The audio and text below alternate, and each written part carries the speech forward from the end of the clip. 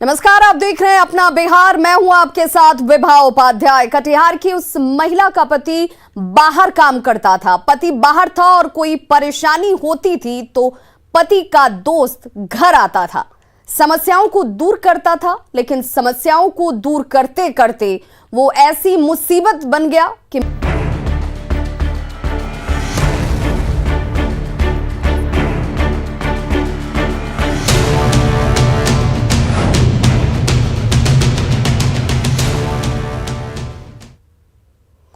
तो कटिहार में एक महिला को भ्रमजाल में फंसाकर उसका शारीरिक, मानसिक और आर्थिक शोषण कर जबरन धर्मांतरण कराने का सनसनीखेज मामला सामने है। महिला का आरोपी शाह आलम ने शोषण किया। शारीरिक, मानसिक और आर्थिक शोषण के बाद धर्मांतरण कराया गया। शिकायत के बाद भी पुलिस कोई कार्रवाई नहीं कर रही है। महिला का पति बाहर काम करता है और इसी का फायदा उठाकर पति का ही दोस्त मोहम्मद शाह आलम ने पहले तो महिला से करीबी बढ़ाई और फिर उसका शोषण किया गया। आजमनगर की रहने वाली पीड़ित महिला का यह आरोप है कि उसने जब कभी भी इसका विरोध किया तो उसे आरोपी मोहम्मद शाह आलम ने रास्ते से उठवाया और कमरे में बंद कर उसकी पिटाई की गई। यहां तक कि महिला के 4 साल के बेटे के सामने भी उसे पीटा जाता था। मोहम्मद शाह आलम के जीजा, जो सरकारी मदरसे का मौलवी है, वो भी इस काम में उसका साथ देता रहा और जबरन धर्मांतरण का जोर डाला था। पीड़िता के साथ मोहम्मद शाह आलम ने अपनी तस्वीरें भी खिंचवाई थी और स्टैम्प पेपर पर उसका साइन लेकर धर्मांतरण कर उसका नाम भी फातिमा करा दिया गया। पीड़िता ने धर्मांतरण के बाद कटिहार पुलिस से अब इसकी शिकायत की, लेकिन आरोप है कि पुलिस इस मामले में कार्रवाई करने की बजाय लीपापोती में जुटी हुई है। मजबूरी में पीड़ित महिला सांस्कृतिक संरक्षण परिषद पहुंचती है, जहां उसने मदद की गुहार लगाई है। हम अभी हिंदुत्व में रहना चाहते हैं, लेकिन मेरे साथ जो इस तरह हुआ है, हम चाहते हैं हमको न्याय मिले ताकि मेरे तरह कोई और औरत के साथ इस तरह ना हो। इसीलिए अभी तक तो हमें पता नहीं, लेकिन हम इतना जानते हैं कि उसका जो है बहुत औरत के साथ जो है ये सब चक्कर चलता है। ये टारगेट बनाता है हिंदू लड़कियों को, क्या लगता है? शायद हो सकता है। तो अब उम्मीद है पुलिस से इंसाफ मिलेगा?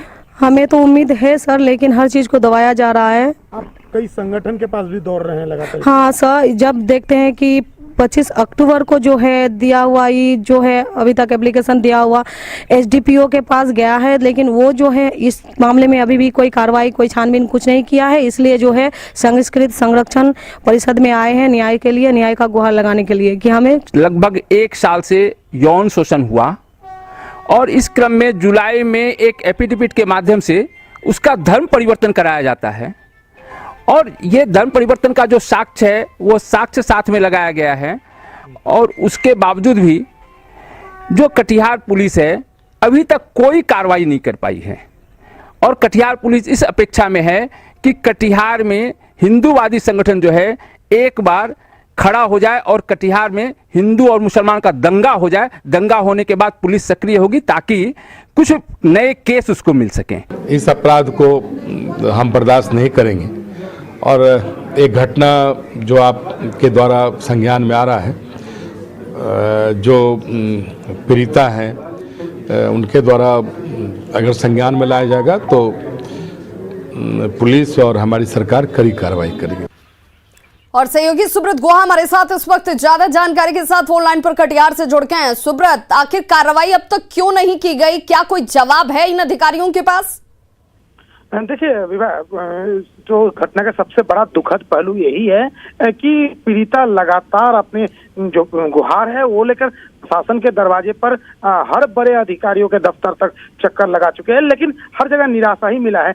बात को लिपापोती किया जा रहा है और आवेदन तो लिया जाता है, लेकिन जांच करवाएंगे बार बार इसी आश्वासन के साथ मामले को टाला जा रहा है। अब पीड़िता भी लगभग ये बात समझ चुकी है कि कहीं ना कहीं पुलिस प्रशासन पूरे मामले को टालना चाहती है और इसी को लेकर अब उनकी उम्मीद जो संगठन है, हिंदूवादी संगठन है, क्षेत्र के उन लोगों से है और इसलिए अब वो उस संगठन के माध्यम से बात को अपना रखना चाहिए। सबसे बड़ी बात है कि लगातार इस तरह के दबाव के बावजूद पीड़िता के बार बार गुहार लगाने के बाद अब भी उसको टॉर्चर किया जा रहा है और केस वापसी के नाम पर जब तक उसे उठा लिया जाता है और उस पर दबाव बनाया जाता है, लेकिन लगातार इस हरकत। सुब्रत, आपकी किसी अधिकारी से बात हुई है? स्थानीय प्रशासन से बात हुई है?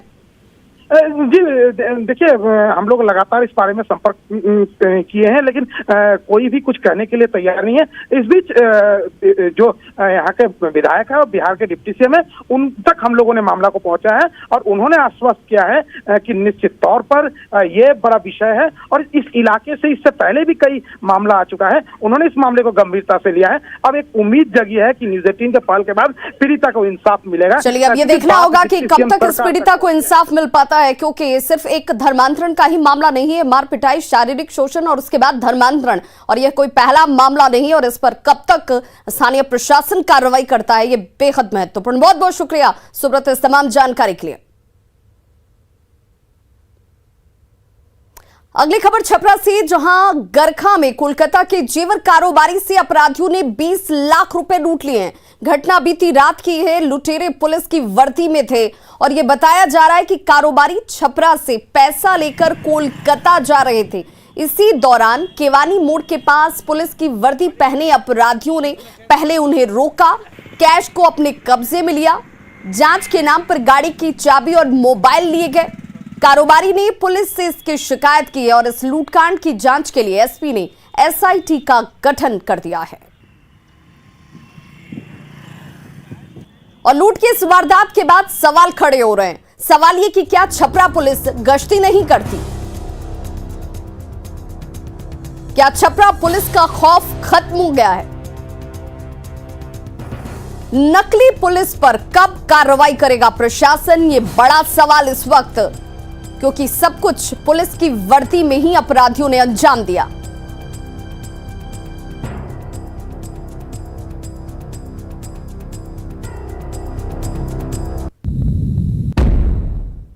दरभंगा में सर्किल इंस्पेक्टर पत्नी के बदले पति का जनता दरबार लगाने का वीडियो वायरल हुआ है, जिसके बाद पत्नी को तत्काल प्रभाव से पद से मुक्त कर दिया गया। कुशेश्वर स्थान पूर्वी अंचल की सीआई रीता चौधरी के बदले थाने में उनके पति जनता दरबार लगा रहे थे।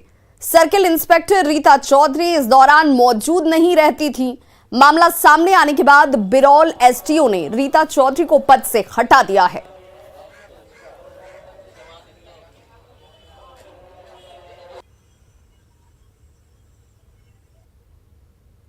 इसके बारे में जानकारी प्राप्त हुई है। ये कुशेश्वर स्थान पूर्वी का मामला है। रीता चौधरी जो राजस्व कर्मचारी है तथा उसे सीआई का प्रभार भी दिया गया है। रीता चौधरी राजस्व कर्मचारी को तत्काल प्रभाव से सीआई के प्रभार से मुक्त करने का निर्देश जो है हमने सीओ को दे दिया है। और अब बात बिहार विधानमंडल के शीत सत्र की।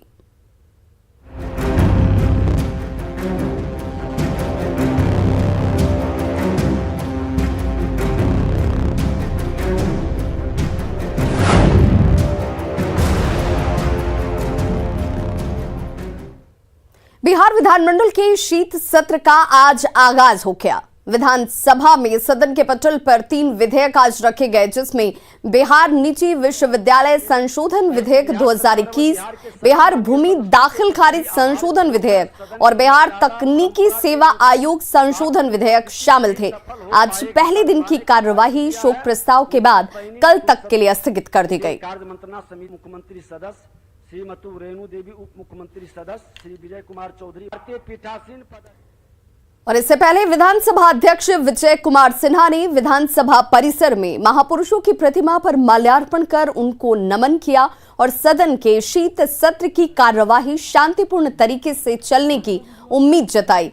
सदन की कार्यवाही शुरू होने से पहले सीएम और डिप्टी सीएम ने विधानसभा अध्यक्ष से मुलाकात की और फूलों का गुलदस्ता देकर उनका स्वागत किया। क्या हमें उम्मीद है कि पूरी तरह से शांतिपूर्ण बिहार के माननीय विधायकों ने जो गौरवशाली इतिहास रच रहा है उसको मानसून सत्र में आपने देखा है कि बड़े ही शांतिपूर्ण ढंग से इन्होंने और सरकार की सजगता, विधायक की गंभीरता ने एक इतिहास रचा।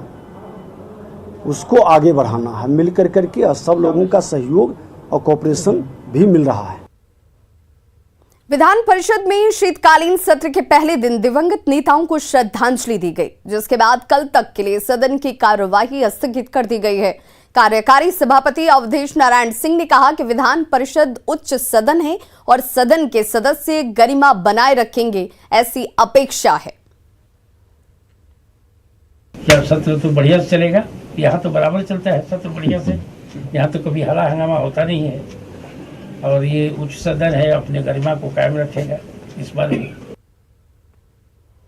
तो वही नेता प्रतिपक्ष तेजस्वी यादव ने कहा है कि बिहार सरकार हर मोर्चे पर फेल है। पटना में उन्होंने कहा कि केंद्र और राज्य सरकार मिलकर लोगों को ठगने का काम कर रही है। एक छोटा सत्र है, ये 4-5 दिनों का सत्र है और बिहार की जनता के कई सवाल हैं जो सरकार से वो जवाब चाहते हैं। बिहार के सभी लोग 13 करोड़ आबादी जो है इस मौजूदा सरकार से त्रस्त हो चुके हैं। डबल इंजन कोई काम का नहीं, इंजन जो है अब चलने का काम नहीं हो रहा। बिहार में शराबबंदी कानून और जहरीली शराब से विभिन्न जिलों में हुई लोगों की मौत को लेकर माले विधायकों ने प्रदर्शन किया। शीतकालीन सत्र के पहले दिन बिहार विधानसभा पोर्टिको के बाहर पार्टी विधायकों ने इस मसले पर सरकार के खिलाफ जमकर नारे भी लगाए। कि शराबबंदी के नाम पर सिर्फ गरीबों को जेल में अब तक ठूसा गया, लाखों गरीबों को, लेकिन शराबबंदी असफल हो गई। नीतीश कुमार फ्लॉप हो चुके, उन्हें कबूल कर लेना चाहिए और बिहार की जनता से माफी मांगना चाहिए।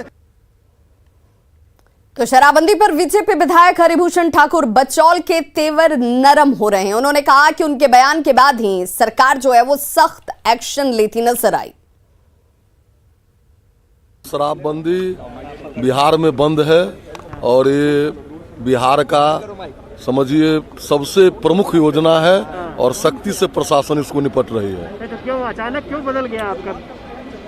अचानक कहाँ बदला है, सरकार कार्रवाई, सरकार का उस दिन भी हम प्रशंसा किए थे कि नेक काम है, बड़ा सुंदर काम है। लेकिन आपने तो कहा था कि समीक्षा करना चाहिए, 5 साल से हो चुका है। 16 तारीख को तो समीक्षा हुई थी उस पर, लेकिन कुछ हो नहीं रहा है। तो आपका उसके बाद आपका स्टेटमेंट आया था कि नहीं अब कुछ नहीं तो मेरे स्टेटमेंट पर ही सरकार इतना गंभीर होकर के इतना छापा पड़ रहा है। देखें कि लोग पकड़ा रहे हैं और शराबबंदी पूरी तरह से बिहार में लागू है। इधर नीति आयोग की रिपोर्ट और शराबबंदी को लेकर सत्ता पक्ष और विपक्ष के बीच आरोप और प्रत्यारोप लगातार जारी हैं। ये जब सत्र आएगा, दिल्ली से आ जाएंगे, प्रवासी के जैसा जीवन जीते हैं, वो क्या बोलेंगे बिहार के लिए? उनको कोई हक नहीं है बिहार पर कुछ बोलने का, और मेरे नेता पर उनको बोलने का क्या हक है? आप जरा देख लीजिए ना, हम तो डेटा बता रहे हैं कि 2005 तक बिहार के अंदर कितना मेडिकल कॉलेज खोले हैं? राबड़ी लालू जी बता दीजिए हमको, 15 साल के शासन में कितने मेडिकल कॉलेज खोले हैं? देखिए, नीति आयोग की रिपोर्ट हमारा नहीं है, ये एनडीए सरकार की है और भारत सरकार की है। और भारत सरकार के नीति आयोग का जो रिपोर्ट आई है, बिहार सबसे फीसदी स्थान पर है, चाहे वो शिक्षा का मामला हो, स्वास्थ्य का मामला हो, विकास का मामला हो, चाहे वो बेरोजगारों को रोजगार देने के मामले में, चाहे अपराध के मामले में, सब में अपराध के मामले में अव्वल है। दादागिरी के नेता जेल के सलाखों के भीतर रहे, उनको नीति आयोग के रिपोर्ट पर चर्चा करनी है। अरे कलेजा में दम है तो नीति आयोग की रिपोर्ट पर भी चर्चा करेंगे और आपके कार्यकाल के योजना आयोग की रिपोर्ट पर भी चर्चा करेंगे। कहाँ कोई परेशानी है? और जिसमें मर्जी करे, अगर संपत्ति का भी हिसाब है लेना, चिथड़ा उड़ा देंगे। और राजनीति में अपने बात को सुनना चाहिए, हिट एंड रन नहीं कि ट्विटर पर बोल दिए, सदन में बोल दिए और जवाब नहीं सुनेंगे। जवाब भी सुनना होगा और सरकार हमारे काम के बदौलत है, आप तो उन्माद और संपत्ति सृजन के बदौलत। नीति आयोग की जो रिपोर्ट है, उनकी रिपोर्ट को तैयार करने का आधार उनका बिल्कुल गलत है। बिहार में जो कुछ भी अच्छा हो रहा है उसको कहीं क्राइटेरिया में लोग शामिल करते नहीं हैं, इसलिए इस तरह की रिपोर्ट देते हैं। यूपी चुनाव में आरजेडी ने समाजवादी पार्टी को बिना शर्त समर्थन देने का फैसला किया है। पटना में नेता प्रतिपक्ष तेजस्वी यादव ने कहा कि पार्टी के राष्ट्रीय अध्यक्ष लालू प्रसाद ने समर्थन का ऐलान किया है। साफ राष्ट्रीय अध्यक्ष जी लालू जी ने फैसला लिया है कि भाजपा को कोई हरा सकता है, वहां तो समाजवादी पार्टी हरा सकती है। और बंगाल में भी हम लोगों ने बिना समर्थन के ममता जी को समर्थन हम लोगों ने दिया था, बिना शर्त के। बेशर्त हम लोगों ने पूरी तरीके से तन मन से ममता जी को हम लोगों ने समर्थन दिया, क्योंकि बंगाल में भी हम लोगों को लगता था कि ममता जी उनको हरा सकती है। तो साफ तौर पे इसमें कोई नई बात तो है नहीं। वो वैसे राष्ट्रीय अध्यक्ष जी ने पहले भी साफ साफ कह दिया, तो उसमें हम लोगों का समर्थन उन्हीं को होगा, आदरणीय अखिलेश जी को होगा।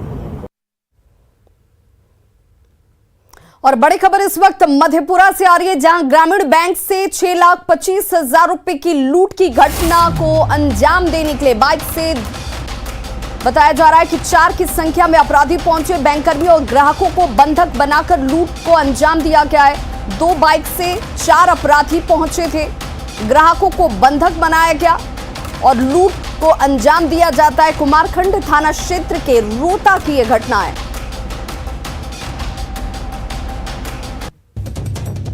और सहयोगी तुर बसु हमारे साथ इस वक्त ज्यादा जानकारी के साथ फोनलाइन पर जुड़ गए हैं। तुर बसु, क्या जानकारी, लूट के समय बैंक के पास जो सुरक्षा गार्ड की मौजूदगी होती है, क्या वो यहाँ इस ग्रामीण बैंक में नहीं थी? जी, ग्रामीण इलाके में जो बैंक होते हैं वहाँ पे सुरक्षा के पुख्ता इंतजाम जो होते हैं वो लगभग नहीं के बराबर होते हैं। और आज वो मधेपुरा में 9वें चरण का मतदान भी चल रहा है, जिस कारण से जो पुलिस की जो पूरी ताकत है वो चुनाव वाले इलाके में लगा हुआ है। और इसी का लगता है फायदा उठाकर अपराधियों ने इस कुमारखंड प्रखंड मुख्यालय से हटकर एक रौता गांव है जहां पे कि ग्रामीण बैंक है, उसमें इस लूट की वारदात को अंजाम दिए हैं। अब इन अपराधियों की गिरफ्तारी के लिए क्या कार्रवाई हो रही है? जी, अभी जो हमारी एसपी से बात हुई है, उन्होंने कहा है कि अपराधियों की गिरफ्तारी के लिए जो लगातार छापेमारी की जा रही है और जो आसपास के सीमावर्ती इलाके हैं उसको भी सील करने की कार्रवाई की जा रही है। चलिए, बहुत बहुत शुक्रिया तुर बसु इस तमाम जानकारी के लिए आपका। तो देखिए, ग्रामीण बैंक से 6,25,000 रुपए की लूट की घटना को अपराधियों ने अंजाम दिया है। बताया जा रहा है कि 4 की संख्या में अपराधी 2 बाइक से पहुंचे। बैंककर्मी और ग्राहक जो उस वक्त मौजूद थे बैंक के अंदर, उन्हें बंधक बनाया जाता है। लूट के बाद अपराधी यहां से फरार हो चुके हैं। सवाल यही कि ये वो इलाका है जहां पंचायत चुनाव आज हो रहे हैं और इस दौरान सुरक्षा को लेकर अब सवाल जरूर खड़े होंगे कि क्या सुरक्षा को लेकर गंभीरता नहीं बरती जा रही थी, जिस वजह से अपराधियों ने इसका फायदा उठाया। और अब बात कोरोना के नए वेरिएंट ओमिक्रॉन पर अलर्ट सरकार की।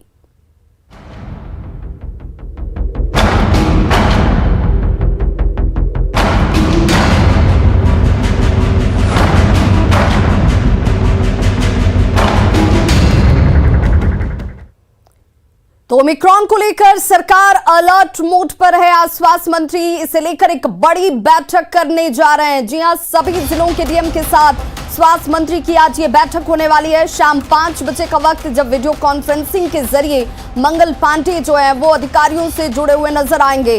कल सीएम ने भी इससे लेकर एक हाई लेवल मीटिंग की थी।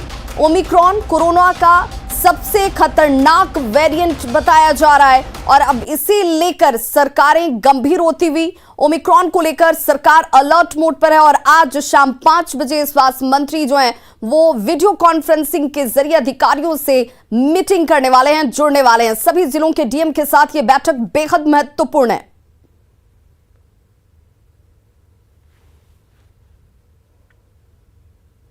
तो खबरों का सिलसिला लगातार जारी है। आप देखते रहिए न्यूज़ 18 बिहार झारखंड।